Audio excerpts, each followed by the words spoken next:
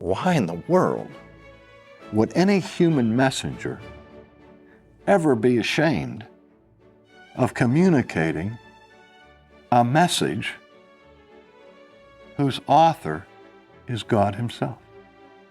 Why would it be a shameful, disgraceful, or embarrassing thing to pass on a good announcement that comes to the world by God or from God? Well, I think the answer is obvious.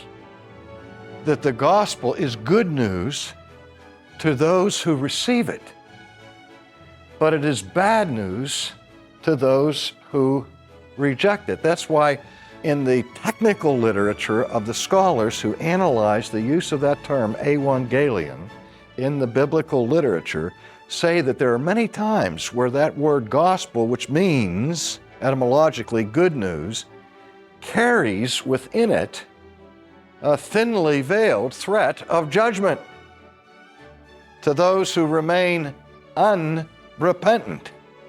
And so it's a two-edged sword. On the one hand, it's good news. On the other hand, it's bad news. And we read the record of the early church and the writings of the apostles, and we see that everywhere they went to proclaim this good news, they were greeted with various levels of hostility. They were thrown into prison, they were beaten, and in some cases, they were killed because people did not receive God's announcement of good news as good news. So it became what the Greeks called a scandalon, or a scandal, or a stone of stumbling, where people resisted it at times fiercely.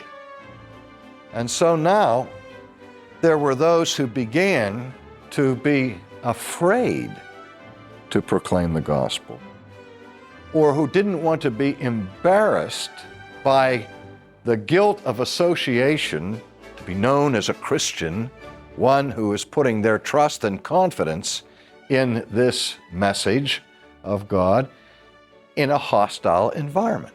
Now, I think we all know in our own day that there are strong pockets in our own culture where there is a disdain that is leveled against anyone who proclaims allegiance to Christ or who would embrace His gospel. And so we become somewhat intimidated and embarrassed lest anyone might find out that we are Christians. Some have become what is called Secret Service Christians, that we do everything we can to hide our light under the bushel lest we would participate in the humiliation of Christ, in the embarrassment of Christ.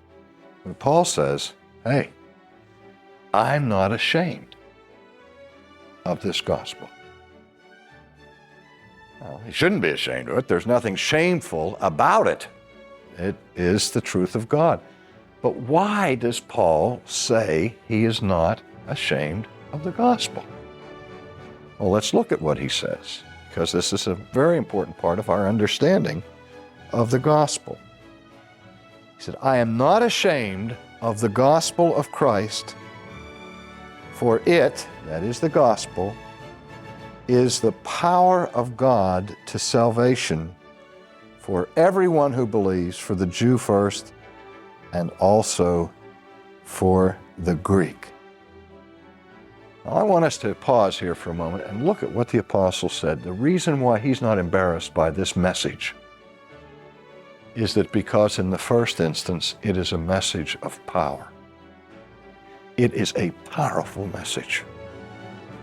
And it's not the message whose power is found in the skill of the messenger, in the eloquence of the preacher, in the rational prowess of apologetic defense in the theologian or the philosopher who communicates it. The gospel contains the power of God, and it is the saving power of God.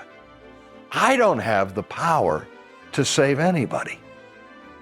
And again, human eloquence, human intelligence, human debating skill, none of these human qualities has the power to convert, the power to bring somebody into a state of redemption or of salvation.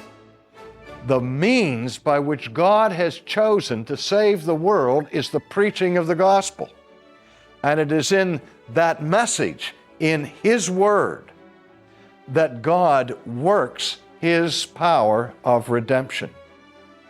It is God who refuses to allow His Word to return to Him void. Now, let me just say this in terms of practical application. Sometimes the only kind of, quote, evangelism we can do, particularly if we're young Christians, is to tell other people what Christ means to us. Just like the woman of the well who went to the market square and told everybody about Jesus, or the man who was born blind. He came and gave his personal testimony of the benefit that he had derived from his encounter with Christ. And people were asking him all kinds of sophisticated theological questions, and he didn't have a clue. He had no training in theology or doctrine or anything. And he says, hey, all I know was once I was blind, and now I see. Now, that is a very significant witness by his personal testimony. It is a valid and valuable thing for Christians to bear witness to what Christ has done in their lives. But the point I want us to understand today is this: as valuable as that testimony is, it's not evangelism. It's pre-evangelism, because it is not the gospel. The gospel has to do with a definite content about the person and work of Christ. Let me put it another way. All evangelism, all true evangelism, is witnessing. But not all witnessing is evangelism. You know how people say, I don't need to talk to people about Jesus. I show it to them with my life. I try to live it and be an example. You know, I, in one sense, envy people like that who can communicate their Christianity just by the sterling example of their own modeling. I don't have that luxury. Anybody looks at me, they're not going to be impressed by Christ. I have to give words. I have to use the content. And the power of God is not in your testimony. The power of God is not in your evangelistic technique. The power of God is not in your program in the church. The power is in the gospel. That's why we need to know what that gospel is and how it is to be proclaimed.